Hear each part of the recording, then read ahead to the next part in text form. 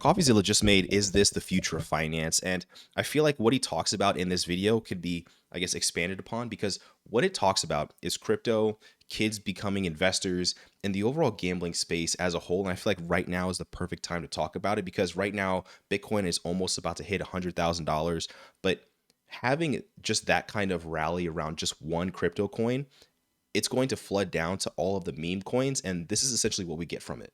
Let's talk about my quant. That's my quant. And the future of finance crypto. Every time it goes up, and it is up right now, it seems like it doesn't take long for the believers in the future of finance to start gambling their future with meme coins. Gen Z in particular has gotten.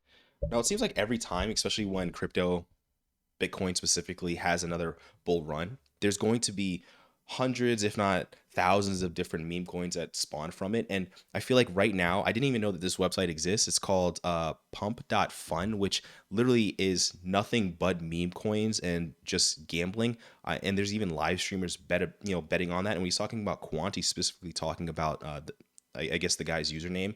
But this just shows like how accessible this has come. You've seen like what this market cap, Citizen Musk at $8,000, meme arc at $12,000, but it's just crazy to show you that that's how easily accessible it is for most people just to get into random trading. I'm interested with one called Gen Z Quant rug pulling a token recently, and well, it kind of went viral for all the wrong reasons. Well, oh, it was nuked. Why is it nuked? No way. Oh, Holy holy You full clip. holy thanks for the 20 bandos. So look, Thanks for the 20 bandos. I don't know. There's so much here, from pretending you aren't selling Wait, what? he said, wait, Wait, what? I'm so confused. to like, what's going on? To the double middle fingers, to the thanks for the 20 bands. Thanks for the 20 bandos. It is a grim look at our financial future culture. And I gotta say, was this what we traded out 2008, like, completely disillusioned with finance for? Like, did we just throw out Wall Street to get a bunch of scammers? Is that what our trade was? This is our Faustian bargain, the monkey's paw, that we gave ourselves control, but then everyone started scamming each other?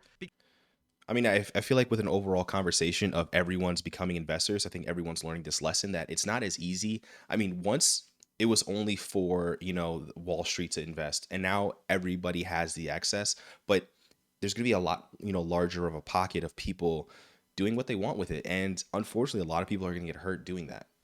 Because let me remind you that quant used to be shorthand for quantitative analyst, someone who uses like fancy models, mathematics, statistics to try to figure out and predict future prices. In fact, you can see that in The Big Short. They kind of talk about this. Oh, it's a math guy. That's my quant.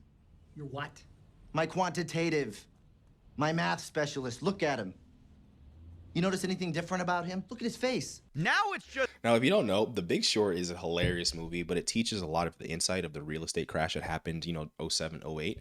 If you haven't watched it, you definitely need to tune into it because it actually goes in and it teaches a lot of people how to invest, what to look out for. And it does it in this weird way where everything's informative, entertaining, educational, and it's a good movie to watch. So definitely watch that. a degenerate rug pull scammer. Now, in total, he made about $30,000 on this coin. He then launched another coin called I'm Sorry, where he rug pulled that for about $10,000, and then launched another coin about his dog, which he also rug pulled for another $10,000. You can see that all here. Here's his $30,000. Now, here's the thing. You can't feel bad for anyone who invests in these kinds of projects because you sort of know what you're getting into. You're sort of following the hype. It's hot potato, right? You're just hoping you're not the one that gets caught holding the bag, because a rug pull specifically means that he was able to take money from other people. He was able to take money from other investors. But let's be honest. If you invested in this project because, he said 3 times. Like if you continuously kept investing in the project, that's your fault, right? $1,000 rug pull. Then he does the Sorry rug pull for $13,000, I guess. And then finally, his dog Lucy rugs for $11,000. Yeah, so he was able to get around $50,000, which blows my mind that this kid looked relatively young. So he didn't even have, let's just, paint this with a broad brush, where he likely doesn't have access to a bank because his parents don't know about this, but he understands the internet enough to even be able to make money off of this. He was probably able to make some random wallet, right? Think MetaMask or something like that, where he's able to make an online presence specifically with crypto. Because remember, bank still needs to know, the whole KYC, know your customer, where he has to sign up, he has a social account. But if he doesn't have that, he doesn't have parental oversight, he's able to make a crypto wallet without his parents even knowing. That's crazy. That's the level of technology where we're at, where someone could just gamble their life away to a kid. $7,000. And I got to say, the third time, maybe you could have said the first time, he caught you. The second time, he got you. You said sorry. No, you I mean, thought it was real. yeah, he the caught third him. time, you deserve that one. Actually, No, you deserved it the first time. Because I'm going to show you, I'm going to go back onto the pump.fun website, and I'm going to show you how they deserve it. If you invest on this website and you lose your money, you're a gambler. if you bought into this, you probably deserved all three. It's very it's embarrassing that this is like a popular thing.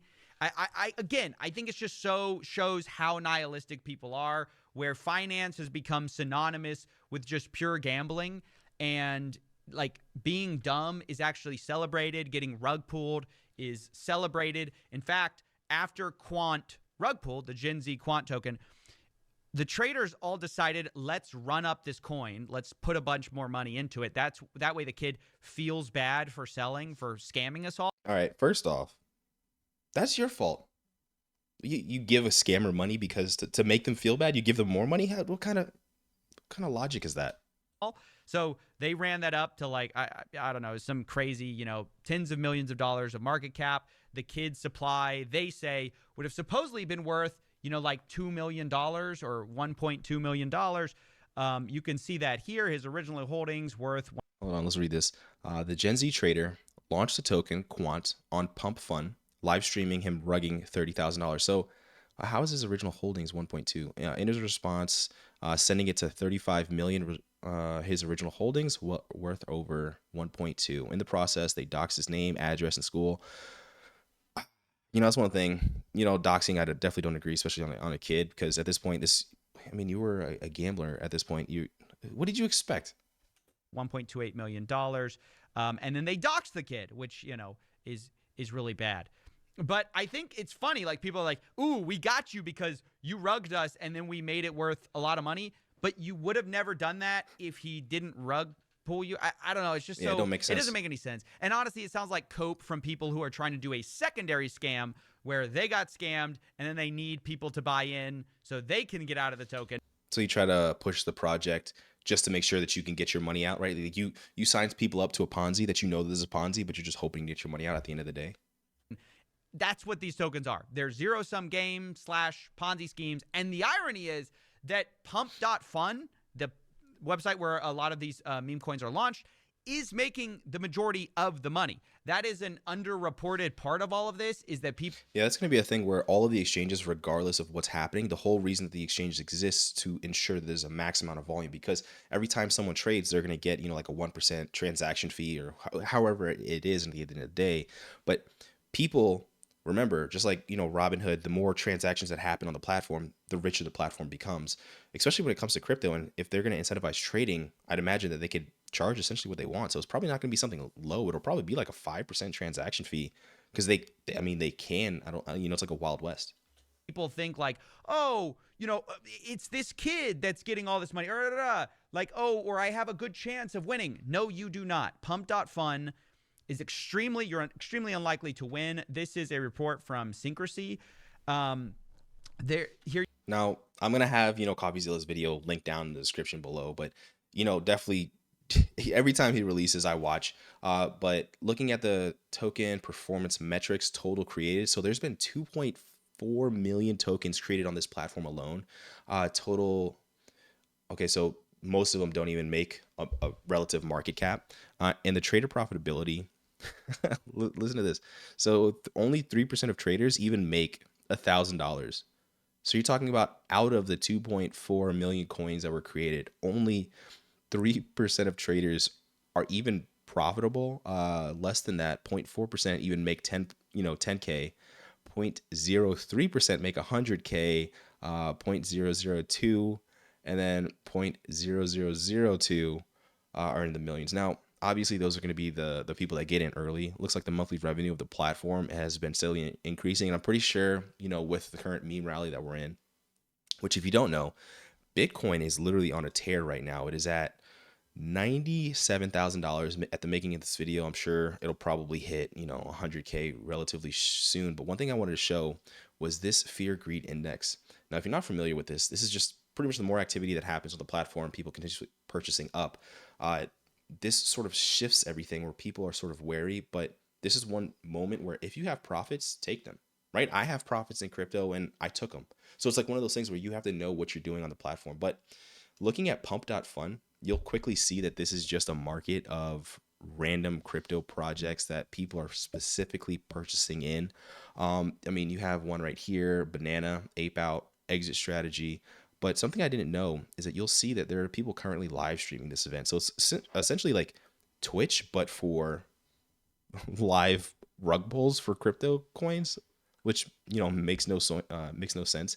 Now, it even has like include not safe for work coins, which you could imagine is going to be over there. What I definitely don't want to even include. But let's see what one of these live streams just show.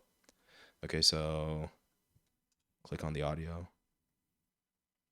There's no audio. It's just a endless loop of just breathe. The green candles are coming, and you have an endless chat just like on Twitch. People are live streaming this. Yeah. I mean, and that's just what this platform is for, right? It's just for people to invest their money or gamble their money at the end of the day. Now, as always, if you like content like this, I just wanted to go over it because Coffeezilla, of course, you know, covers good content. And like the video, I'm starting to live stream a little bit more. Subscribe. Peace.